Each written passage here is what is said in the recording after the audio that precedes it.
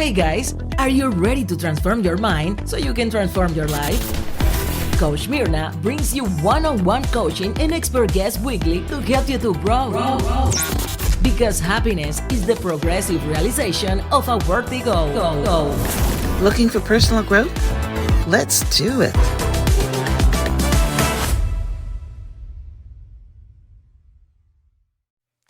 Today, brands don't just have an awareness problem, they have a trust problem. People are overwhelmed by ads, skeptical of marketing, and craving something real. So, let us tell your story in a way that actually resonates. Brands partner with the Transform Your Mind podcast because this isn't just advertising, it's trusted influence. Our audience is deeply engaged in healing, mindset, faith, and personal growth, and they are actively supporting brands that align with their transformation journey. Your brand is featured through a CEO or expert interview that positions you as a thought leader, host read pre-roll and mid-roll ads woven naturally into other episodes, and long-term visibility across our full media ecosystem. Explore brand partnerships. Visit myhelps.us/partner. That is myhelps.us/partner. I think there was something in having a daughter in particular that just felt like this fire had been lit underneath me. Like, I will not pass this stuff down. Like, the buck stops here. There was something about this little girl where I was like, I am going to change your trajectory by changing my trajectory. Right.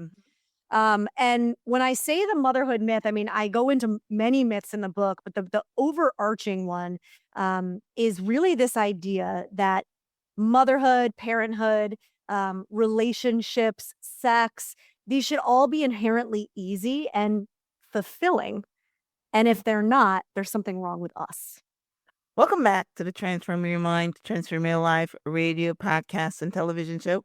I'm your host, life coach Myrna Young, and sitting in the guest chair today is Vanessa Bennett, the author of The Motherhood Myth. And Vanessa and I are going to be talking on the topic breaking the rules, reclaiming the self, and redefining what it means to be a mother. Welcome, Vanessa. Hey, get rid of no small topic. It's fine. Yeah. I mean, we're going to, bring this conversation to the awareness of mothers that I love what you say that we all think that we have to be a Martha for our kids. And yeah, so I'm glad that we're redefining what it means to be a mother. Awesome. All right. Well, let me give you a brief introduction. Today, we're going to be unpacking the myths, wounds, and pressures that disconnect women from themselves, and how mothers can reclaim their intuition, identity, and emotional sovereignty. Vanessa challenges the deeply embedded myths that shape modern motherhood, including the idea that motherhood should feel natural, easy, or instinctive, the myth that good mothers martyr themselves, sacrificing identity, needs, and joy. It's the one I just mentioned.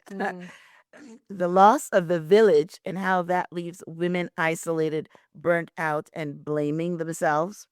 The societal scripts that tie women's worth to perfection, people pleasing, and performance. So hey, we're just giving you a brief synopsis of what we're going to be talking about. So if you're a mother, or you know a mother, or you have a mother, That's right. then this conversation is for you, right? All right. So Vanessa, as we dive in, what inspired you to write The Motherhood Myth? And what do you believe is the biggest misunderstanding society has about what it truly means to be a mother? Yeah, I mean, what really motivated me, I think, in the early days of conceptualizing this book, I had a friend who is also an author who said to me, "Write the book that you wish you had had." And it was such an eye-opening moment for me because, for sure, I wish I had read this prior to deciding to have my child. And so it was a little bit of that. It was also, I think there was something in having a daughter in particular that just felt like this fire had been lit underneath me. Like, I will not pass this stuff down. Like, the buck stops here. There was something about this little girl where I was like, I am going to change your trajectory by changing my trajectory. Right. Mhm. And when I say the motherhood myth, I mean, I go into many myths in the book, but the overarching one is really this idea that motherhood, parenthood, relationships, sex, these should all be inherently easy and fulfilling. And if they're not, there's something wrong with us. Mhm. Well, that is definitely a myth. That's definitely the belief. That's definitely the culture. And Mm. yeah, I mean, I have two biological children. I had my boy first, and then I had my girl after. And when I had my girl, yes, a whole bunch of things like you're talking about the fire that's lit up under you. You want to protect her. You want to make sure that the things that happened to you, like my childhood trauma, didn't happen to her. But I think that I would go towards the perfection. So Mm. what made you decide to write a book on the myth that we have to be perfect and we have to sacrifice our life and we can't.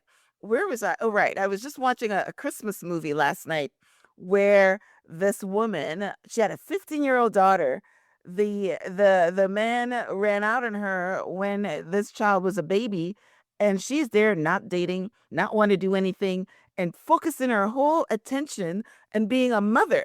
She doesn't even want to date. So I understand the myth that you got to give all to your child. So Mm. why are we breaking that down? I think for me as a therapist, for myself personally, but also for the clients that I work with, it's been so important and so empowering to ask the question, how did we get here? Right. Now, we could be talking about childhood and like, how do we get here as in the way that I'm relating to people? Or we could be talking about motherhood and relationships, right? And marriage. I think it's really important for us to ask those larger questions because otherwise we're kind of just fish in water, right? It's like that saying, a fish doesn't know it's in water. We are acting out scripts. We are kind of living in blueprints that we didn't consciously choose. It was just what you were supposed to do, right? And so for me, it was really empowering to start breaking down and understanding from more of like an anthropological perspective, the different systems, societal systems that we live in and how they impact the way that we parent and the way that we relate to each other, right? So that was another big component to writing this book because I just looked around and was like, this is nonsense. Like, no one told me that this is how it was going to be. First of all, I felt like nobody told me the truth. Nobody talked to me about it. But also, this cannot be it. Like, I just refuse to believe that this is the reality of motherhood and partnership. And I wanted to break that down. Yeah, okay.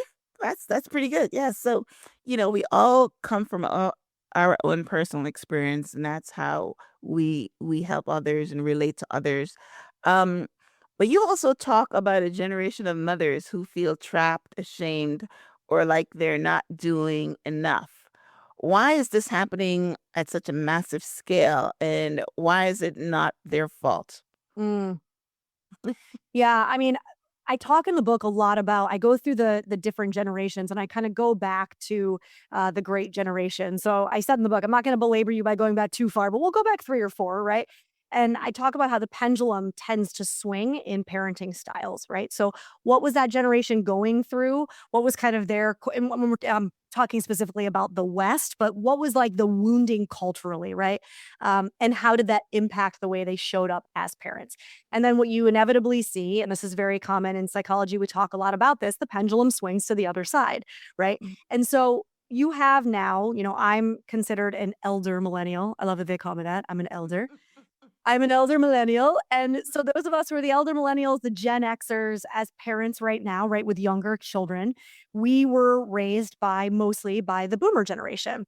And the joke kind of goes that and listen, I'm speaking generally, right? Obviously, not everybody kind of relates to this, but the boomers were the generation that at 10 p.m., they had to be reminded that they had children. Remember that commercial? It's 10 p.m. Do you know where your children The way your children are. are? And so Cute. that That is a doesn't joke. have Yeah. this generation of parents that are helicopter parents. right? A lot of us were parented in a very like hands-off way, very emotionally hands-off, if not physically hands-off. And this is not to point fingers or place blame on the boomer generation. Again, they were responding to the way that they were parented, which was a generation coming out of the Great Depression, a lot of that trauma, what that created, right? But now I see it so often with women within my kind of age, right? We are hyper focused, hyper fixated. We want to be our children's everything. We want to fill our children's time up to the absolute maximum, right? We take on all of the guilt, all of the shame, and it's like we channel and we put all of this perfectionism and this martyrdom into our children.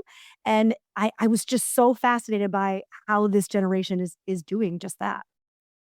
Yeah, and why do you think the pendulum because we normally parent how we're parented.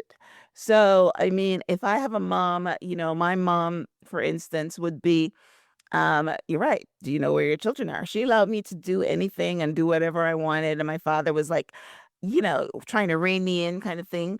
But maybe that's the way I would parent too, because I Mhm. believe that if you closet your kids and you restrict them, then they're going to rebel. So Mhm. what made this millennial Gen X generation want to be everything to their children when their parents were hands off? Yeah, I mean, guess I would say that for a lot of people, there are definitely components of their parents' parenting that we adopt, right? But what I see happen a lot is actually the push against. So this is what I believe my parents did wrong, and so Mm, I'm going to do it differently, differently. True. right? And so a lot of our generation are these like hyper fixated parents because we grew up knowing what it felt like Right. to have parents that didn't feel like they were very emotionally involved, right? And so, Right. but Right. we've swung it a little bit too far. Yeah, yeah, yeah. Well, it's good to make that connection. Mhm. Awesome. All right. So your book also explores how patriarchal capitalists and Mm. even colonized systems shape a mother's identity. Can you break down how those forces silently influence women's roles, expectations, and self-worth? Yeah, so a lot of what I cover in the book is again understanding the systems that we live in and how those impact us, right? So I talk a lot about there's a woman, Rianne Eisler, who is a beautiful writer, and she wrote The Chalice and the Blade. And in that book, she talks about dominator systems versus partnership models. And so dominator systems of society would be any system where there's a one up, one down, right? So whether that's someone is above someone else or whether that's someone above animals and earth, it's a dominator model when there is a hierarchy, right? So within that system, you can see everything you just named, right? So patriarchy, capitalism, white supremacy, misogyny, colonialism, every one of these systems is perpetuated on this idea that there is something or someone better, right? What happens within those systems is that in order to maintain that structure, we have to make sure that everybody is kind of caught up in their shame. So long as I am caught up in a shame loop around I'm not worthy, I'm not lovable, I'm not a good parent, I have to do it better, right? All of these things that I hear not only mothers but just people in general constantly coming to me, especially as a therapist with, what happens is I'm very easily controlled and it's very easy for me to just continue to keep my head down and perpetuating these systems because I'm too focused on my shame to actually look up and look around and be like, hey, I don't actually agree with this, or this isn't benefiting me, or I don't really like this, or this isn't aligned, right? And so often mothers or couples will come in and I have to get to the root of the shame first before they can even start to unpack or do the work around healing or parenting different or relating differently. Mm, yeah. So what do you think they're shamed of? They're thinking that they're not good parents. They're not good. What we're talking about motherhood. Do you think they think they're not good mothers? What is the shame? I think there is, if we're speaking specifically at mothers, but we can also speak about women too. I think there's a lot of messaging, that whether we're talking societally, I mean, we could talk about media, we could talk about politics, and honestly, even some in some of the spiritual communities, there's a lot of messaging around the kind of one up, one down. There's a lot of messaging around you have to be a certain way, act a certain way, show up a certain way to be lovable, worthy, right? Mhm. Chosen.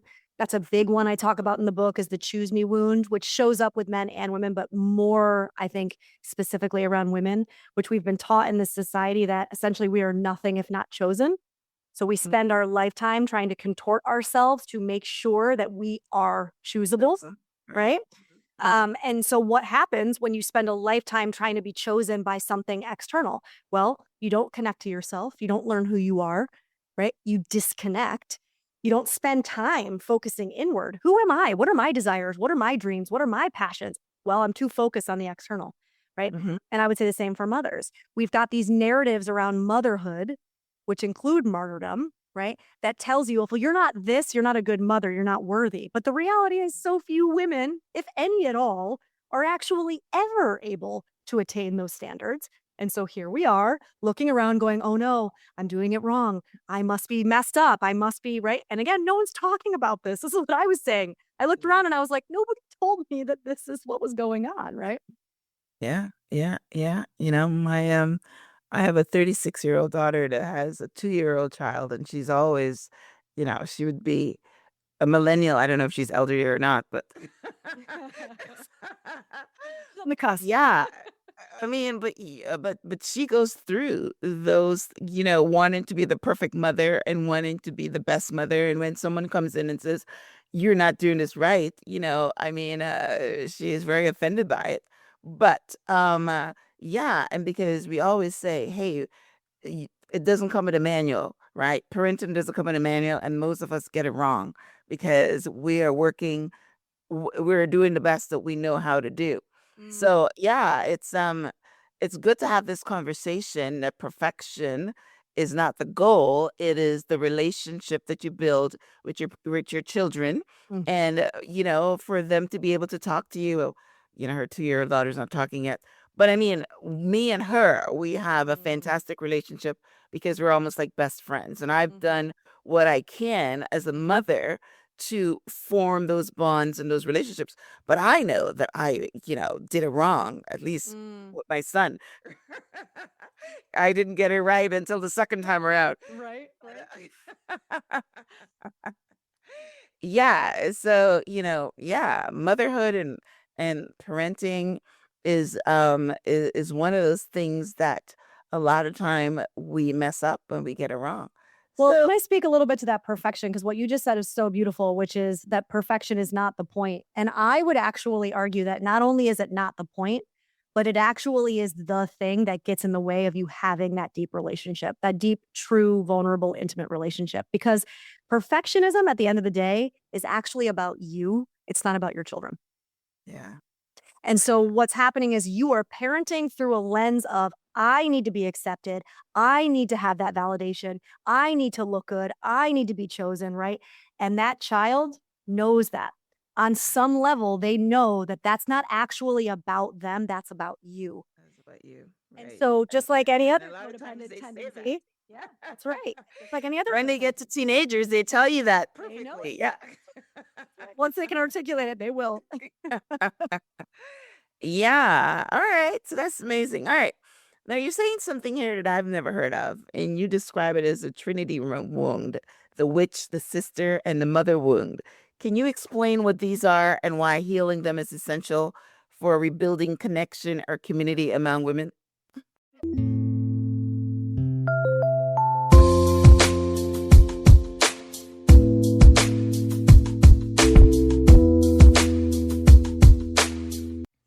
In today's market, brands don't just have an awareness problem, they have a trust problem.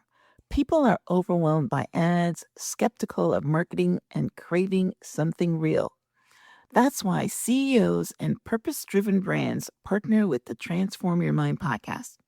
When brands partner with the Transform Your Mind podcast, they're not just buying an ad, they're gaining trusted access to a deeply engaged, values driven audience that is actively investing in personal growth, wellness, faith, and transformation.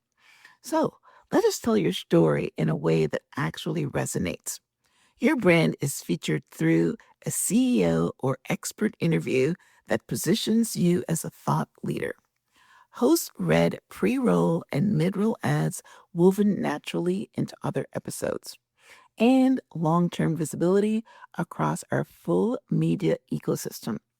We distribute every partnership interview across multiple high-impact channels, including 20 podcast platforms and directories, television distribution at PTWWN TV, YouTube and streaming platforms like Reveal, social media clips and reels, and a blog article with backlinks to your website. This means your message doesn't just disappear after one episode.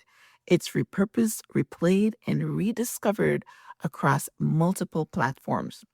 If your brand serves people who value healing, mindset, wellness, faith, and personal development, the Transform Your Mind podcast offers more than exposure. It offers alignment, authority, and authentic connection. To explore a brand partnership with the Transform Your Mind podcast, visit us at myhelps.us/partner. That is myhelps.us/partner. Today, I want to have a real conversation with you about something we talk about on this show, transformation. But not just transforming your mindset or your habits. I'm talking about transformation at the cellular level. Most of us just accept getting older. But here's what I've learned. We can slow the aging process. There's a molecule in your body called NAD+. You've probably never heard of it. I didn't either. But it's responsible for over 50% of everything happening in yourself right now. Energy production, DNA repair, metabolism, brain function. Your cells literally cannot function without it. Here's the problem. After age 25, NAD plus levels starts to decline. By the time you're 50, you've lost up to half of what you had in your youth. And this decline shows up in ways we all recognize: fatigue, brain fog, a slower recovery, and that general feeling of just not being as sharp as you used to be. That's why I want to recommend NMN Bio. Here's my invitation to you. If you're feeling like your energy isn't what it used to be, if you're ready to support your body from the inside out, I want you to check out NMN Bio. Go to nmnbio.co.uk and use my exclusive code Myrna Young at checkout. And that gives you 15% off all your orders. That's MYRNAYOUNG for 15% off at nmnbio.co.uk.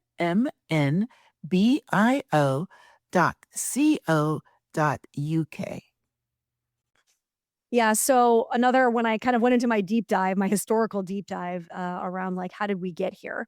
I went back, within Western context, but then also saw how it really kind of went further than that.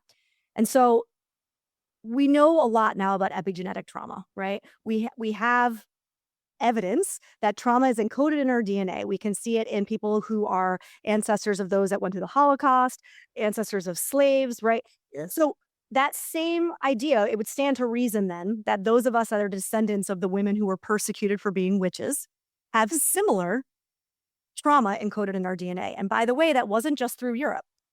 The witch trials went on not only in Europe, they went on in North America with the Native Americans. They went on through Africa, through Asia. They're still happening in parts of Africa and Asia right now in 2025, right? So it's not a time gone by. I mean, this was not that long ago. And so really what I call the witch wound is this belief that women have: don't be too loud, don't bring too much attention to yourself, don't take up too much space, don't be too different, right? Any of those things that would have essentially made you a target, Yeah. we have learned through generations and centuries to make sure that we don't do, right? It's for safety, for protection. Then you have the sister wound, which is really a byproduct of these dominator systems that tell us that there's only so much pie to go around, that women are your enemy, right? That we have to kind of be pitted against one another.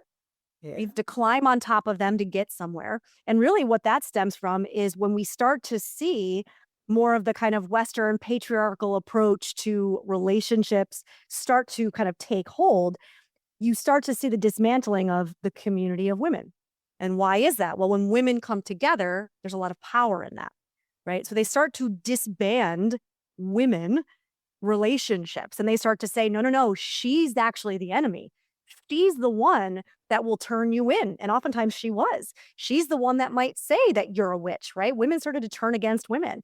Mhm. I even found when I started looking at like the origins of the word gossip, for example, the word gossip comes from the word godsip, which really originally meant godparent. It was the woman in your life that you were the most close to, that was as close to God relationship wise.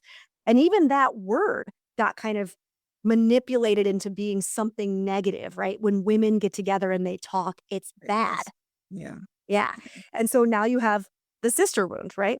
Then kind of making up this trinity, we have the mother wound, which really is like it's really our internalized patriarchy that's been passed down generations, which tells us that we have to self-abandon in order to stay safe. So in order to be chosen, in order to be lovable, in order to fit in, we need to belong. We have to earn our belonging through the process of self-abandonment. And so all together, you've got this kind of soup that women and mothers are kind of working with without even realizing they're working with it. Mhm, mhm, mhm.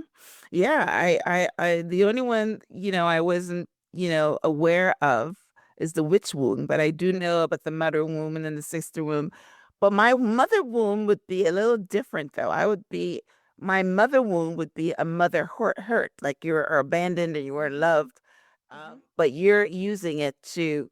um, uh, you're using in a different context. Can it ever be used as a wounding from, our personal mother? Yes, yes. So the thing about the mother wound and also the father wound really is that they are both archetypal. So they're kind of bigger than us, right? And they're also personal and tangible. So it's kind of a combination of what your relationship is with your actual tangible mother, but also bigger than that, right? The spiritual connection to mother, the great mother, society's version of mother. So it is both, and they kind of play into one another in that way.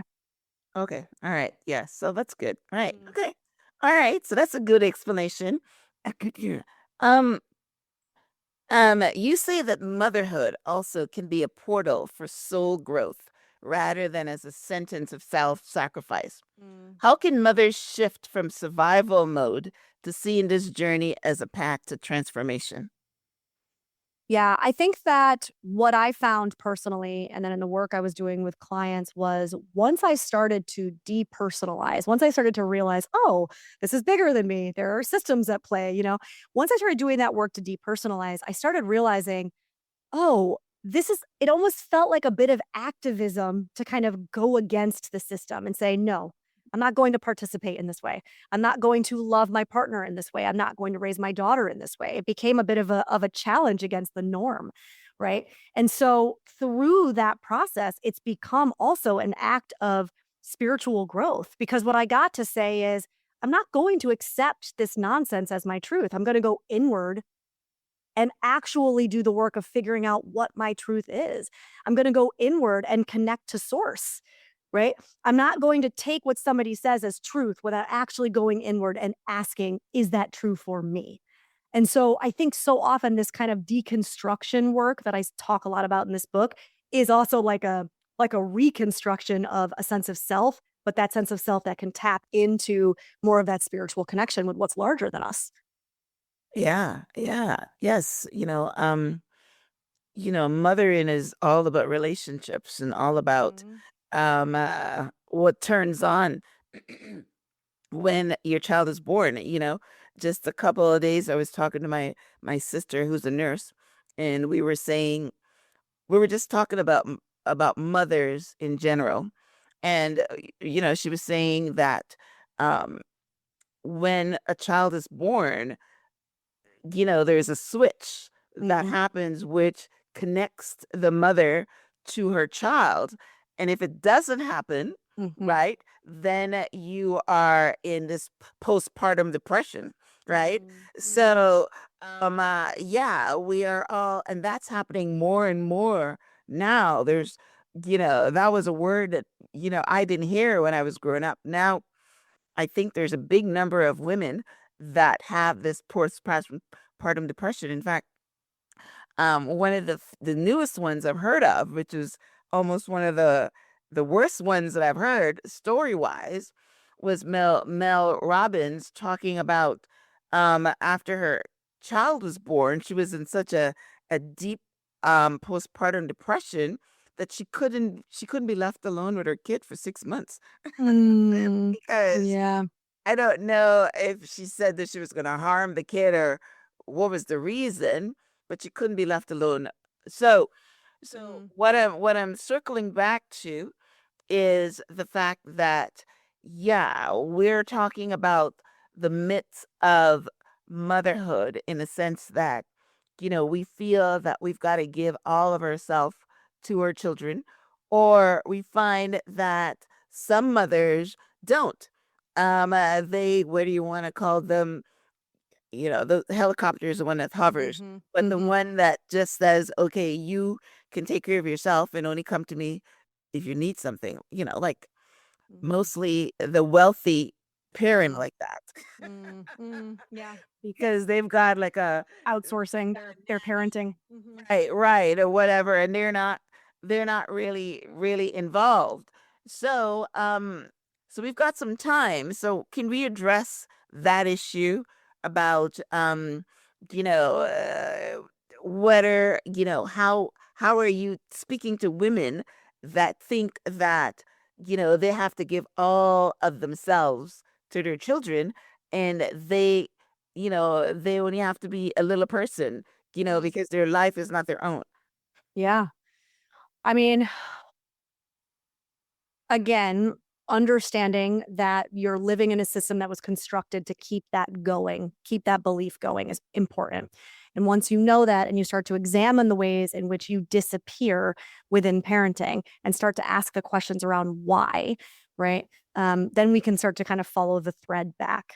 And for me personally, but also a lot of women I've worked with, this realization that children learn by what they see, not by what they hear.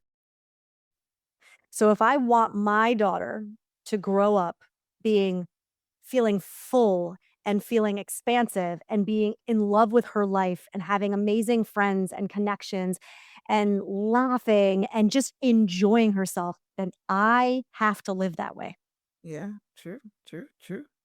Yeah, And if I teach her that sacrificing myself is what it means to love, that's what she will do.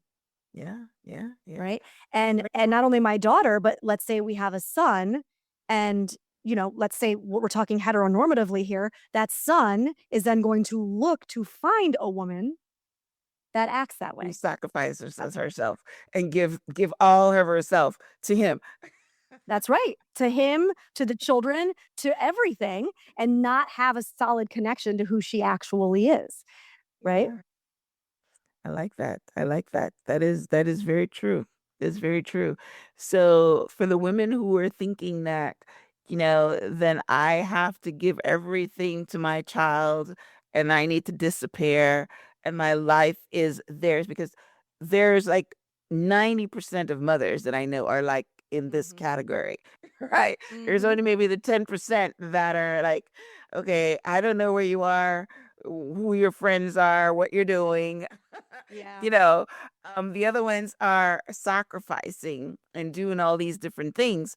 Um, uh, so yeah, what they're doing is perpetuating this in generations. So Mhm. what you're saying is, yeah, someone that's listening right now that may be one of those parents are realizing what exactly they're doing.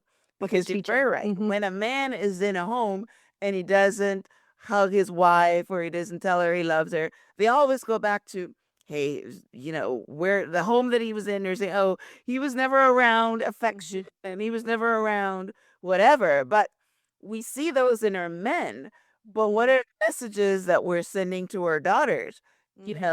Because you're right. If you are the mother that has no life, Yeah. that's what you're telling her. So I love the way you put it very beautifully.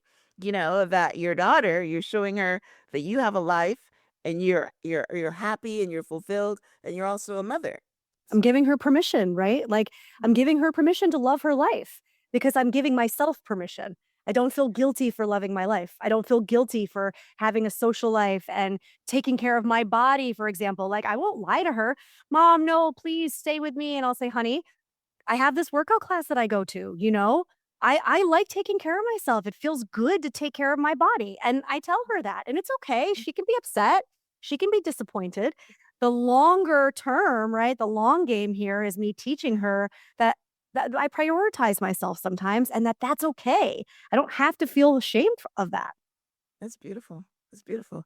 Yeah, I definitely like this conversation. All right, so before we get to her book, what else do you have to again, our message today was that we're breaking the rules. We're Mm, reclaiming the self and redefining what it means to be a mother. So along that vein, along that conversation, and as a therapist, mm, maybe you give us a story of someone that was one of these women that, mm. give everything to her child, and then you put them on the right path. All me. They're on the other side. I'm a magician. It was all me. That's right. Well, that's what you are. That's what therapists do, right? They take you from one place to where you are to where you need to be, right? I mean, I do have one client that was really interesting to work with. So she came in kind of exactly what we're talking about here. So completely self-sacrificing, had 2 children, with her husband, and basically came to me just which happens a lot. It's this general sense of malaise. So many people come to me and they just can't put their finger on it, right? There might not even be something specific. It's just like, I'm not happy. I feel restless. I feel unfulfilled. I feel unsatisfied, whatever. And ultimately, what we realized is, her children were close to being 10 at this point. She had never left her children home with their father. She had never, let's say, gone overnight anywhere since her children were born. She had left her career when her children were born, which there's zero judgment there. But she was also an artist at one point and had left all of that behind, Mhm. and had not picked it back up. Right. And what I was watching happen is her children were transitioning into this age where they didn't actually need her as much as they did when they were little, right? And she was really struggling with a lot of guilt around I've given, let's say 10 years, and now I don't know who I am. Like, if I'm not needed 24/7 by these children, who am I? What's my identity outside of being this kind of hovering, the one that does it all mother, right? So we really had to unpack a lot of the distrust that was in her relationship with her husband. I had to kind of hold her hand through this, like, do you think they will die? And her being like, well, no, but their teeth might not get brushed and they'll eat pizza all weekend. And I'm like, okay, will they die? And it was like, well, no, but I'm like, okay, so what you're saying to me is it won't get done your way. That's what you're struggling with, right? And so we had to do a lot of work around where else does that show up in your life, right? Where your control and I feel completely, I actually feel like I might die if I let a little bit of this control go because things have to go exactly the way that I think they need to go, right? So we did, I mean, this was years of working together, kind of unpacking all of these patterns, but ultimately what she's kind of doing now, and we've checked in recently, she's taken on some weekend styling gigs, which she was holding herself back from because she felt guilty for it. She's really thrown herself back into her art again. But she's also had a lot of like real great improvement with her husband around like allowing him to step up and parent, like realizing that she's not actually alone in this, right? Like she is one of those people who has a partner. But she, in a lot of ways, kind of kept him in this more like under functioning role. And I had to like gently turn the mirror around and show her that she was kind of her own worst enemy, right? Like you kind of enabled this behavior of 3 people in your household not being able to wipe their own butts because you run around with tissues all the time. Right? Like, we've got to stop pointing the finger at the other person and start being like, what's my role in this? Right? Which is what so much of therapy is supposed to be about. But now, yeah, I mean, look, is it perfect? No. Is her relationship perfect? No. But I have seen her thriving in her creativity. Like I said, she's taking on these kind of weekend gigs. I've seen her go away with friends for a couple nights. She seems reinvigorated. Again, far from perfect, but little baby steps towards saying, like, who are you? Myrna, like, who is Myrna? Like, what does she love? What fills her up? What like gives her a sense of aliveness, right? Let's tap into that. That was a perfect story. And Mm, as you're sitting there, I was thinking of my daughter that again had that same issues, but she was forced to leave her kid with her husband because she had a job that she had to go away to. She would be yeah. calling him and looking at the cameras and and now she was just away for 3 nights, 3 days the other day, and he's becoming more into the role and Yes. she's trusting him more and yeah, but I know that was a perfect story because Yeah. I know a lot of women that wouldn't even have a babysitter or anybody look after their kid. They're always around and yeah, don't trust the man too because they're thinking that the man is not going to do a proper job and that was a perfect story, and it's interesting that you said that she came into coaching or therapy because she was feeling malaise. I would have thought burnt out because that's what happens when you're doing it all and you're not prioritizing self-care. You What get was burnt angering? out. That was a lot of it, right? She was mad all the time. And I was like, huh, doesn't surprise me. Let's talk about why. So they're all like mixed, whether we're talking burnout, like I'm just irritable all the time, I'm exhausted, I just feel blah. Like all of these things are so intertwined, right? Yes, yes. When you don't have help, when you don't prioritize Yeah. self-care, when you don't prioritize your mental health, when you're working and not taking a break. And it's not even, we're looking at mothers right now, Right. but also jobs also That's right. take everything from you Too. and you don't have anything left. That's right. And that's part of the system, right? Which is why I speak to that in the book. Like, I'm not here to point fingers. Yes. Let's talk about the loss of community. Of course, you're struggling. We were not meant to parent children with one, maybe two adults in a household, right? There's research that shows that even now, right now, there are collectivistic cultures. This is not a bygone era. There are current collectivistic cultures that still exist.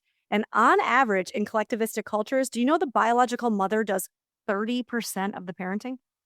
Wow. Yeah, I saw you talk about the village, but yeah. Yeah. I 30%. never grew up in the village. I don't know what that is, but I've heard Most of us about it. don't. Yeah. Where is that happening? In Africa? Where is that happening? There's a couple of cultures in South America. There's a couple cultures in Africa. There's a couple cultures in Asia.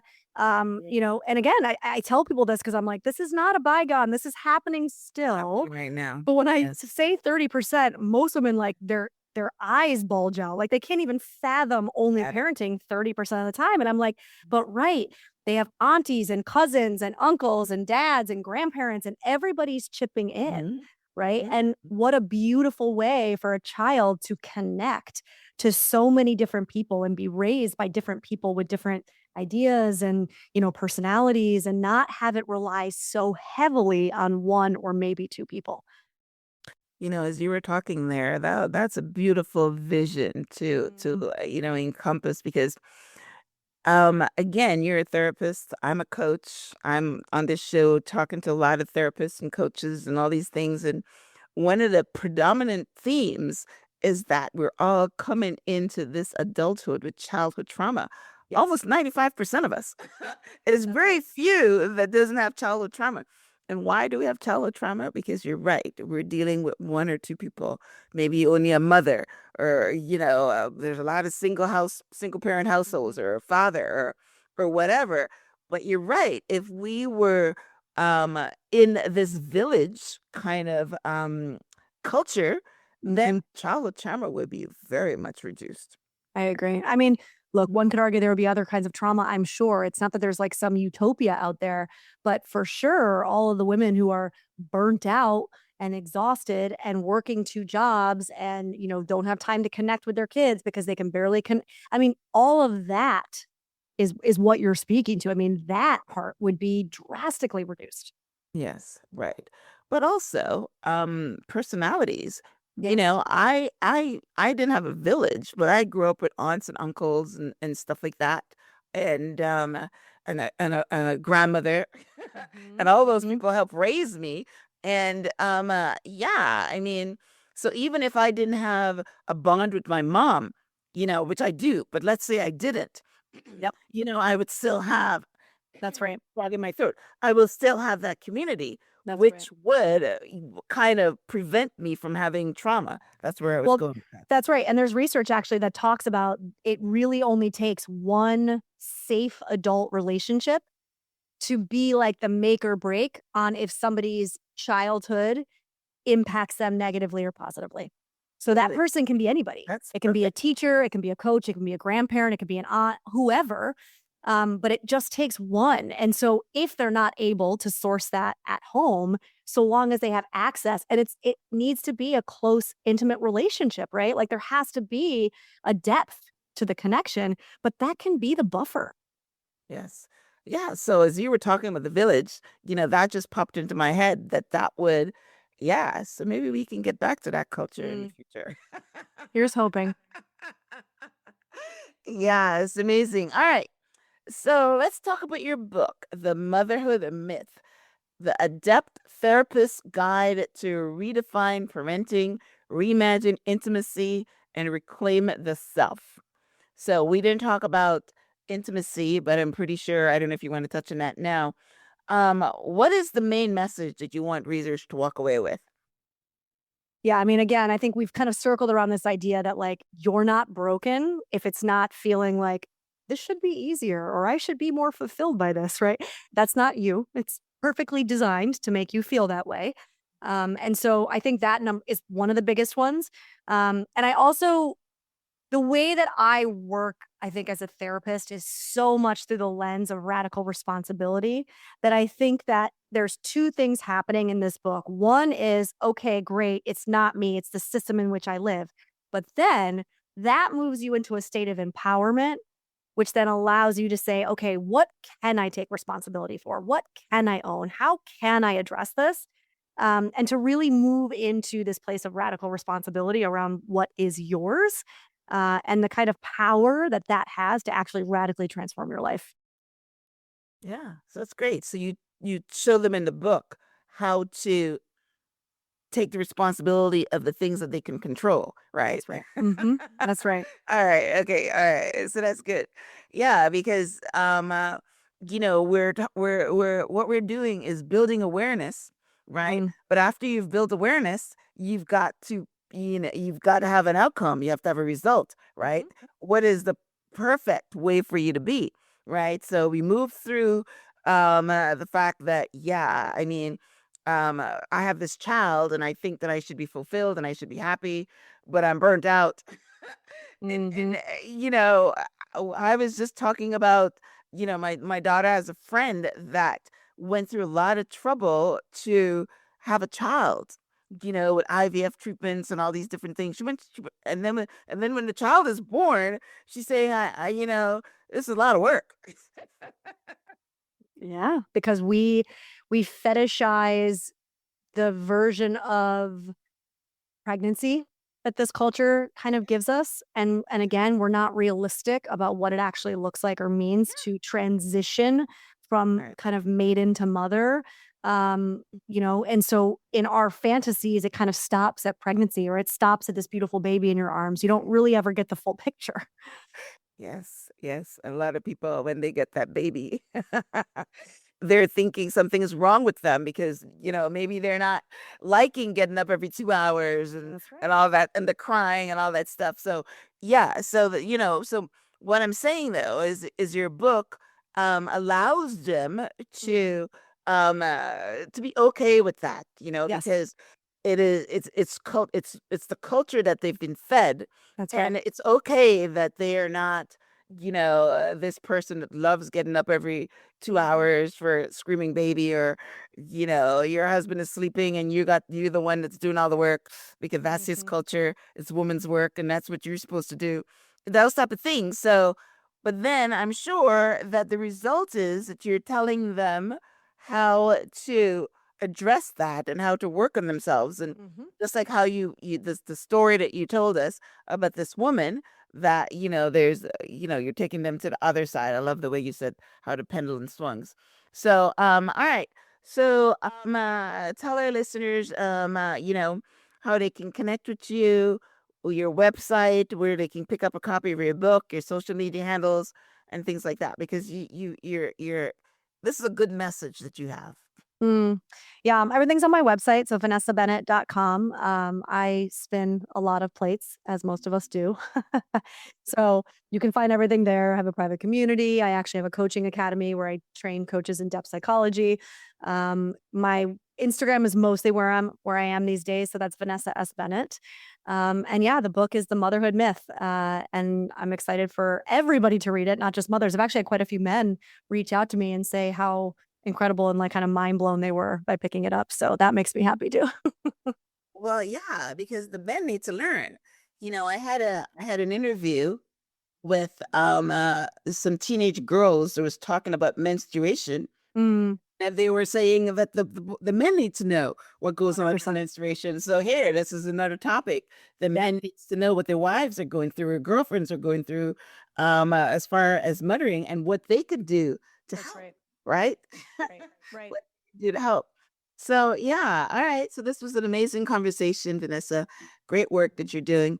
I will have a short summary of my conversation with Vanessa on the show page, which is myrnayoung.com.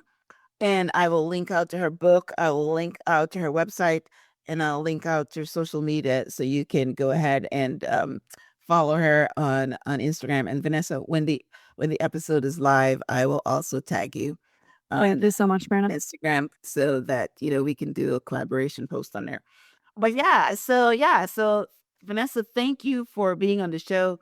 Thank you for being passionate about the work that you do, and bringing this message to women, mothers and non-mothers. Because again, when we're talking about the village, some women don't have children of their own, but they're aunts, right, and godparents, and they're helping as part of that village, helping out the parent. So as we wrap out, any last words? No, just thank you so much for having me. And I'm just excited to keep having these conversations and to keep expanding. Let's dismantle some of these myths that none of us are happy with. Yes, for sure. Yeah, I love it. I love this conversation. And definitely have my daughter listen to too. So if she's thinking that she needs to be perfect, right? Send her the book. It's fine. That's right. Yeah, exactly. Yes. And I'll have her, read the book too, for sure. Right. All right, guys. Well, listen, thanks for tuning in to this week's episode of Transform Your Mind so you can transform your life. Today, we're talking about transforming your mind on the motherhood myth. Definitely go pick up a copy of Vanessa's book and follow her on Instagram. Check out, her programs that she has on her website, which is vanessabennett.com. And Bennett is with two T's, but I'll also link out to it. All right, guys. Thanks, Vanessa. Thank you guys for tuning in. Until next time, namaste.